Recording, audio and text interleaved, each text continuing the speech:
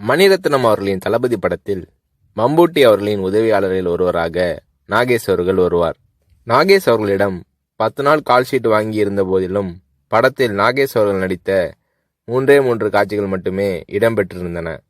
பிறகு ஒரு நாள் ரஜினி அவர்களை நாகேஷ் சந்தித்த போது, மணிரத்னம் என் கால்ஷீட்டை வீணாக்கிவிட்டார், இன்னும் சில காட்சிகளில் என்னை பயன்படுத்தியிருக்கலாம் என்று நாகேஷ் அவர்கள் தன்னுடைய ஆதங்கத்தை வெளிப்படுத்திய போது, ரஜினி அவர்கள் பதில் ஏதும் சொல்லாமல் புன்னகை புரிந்தார். அவ்வளவுதான். பின்னர் தான் நாகேஷ் அவர்களுக்கு ரஜினி அவர்களின் மௌனத்தின் அர்த்தம் புரிந்தது. ரஜினி அவர்களிடம் பேசிக்கொண்டிருக்கும் போது அங்கே இல்லாத 3வது நபரை பற்றி குறை சொல்லி பேசினால் ரஜினி அவர்கள் அதை விரும்புவதில்லை. 3வது மனிதரை பற்றி பேசுவதோ விமர்சிப்பதோ நாகரீகம் இல்லை என்பது ரஜினி அவர்களின் பாலிசி. இது நாகேஷ் அவர்களுக்கு தெரிய வந்தபோது ரஜினி அவர்கள் மீதான மதிப்பு நாகேஷ் அவர்களின் உள்ளத்தில் பல மடங்கானது.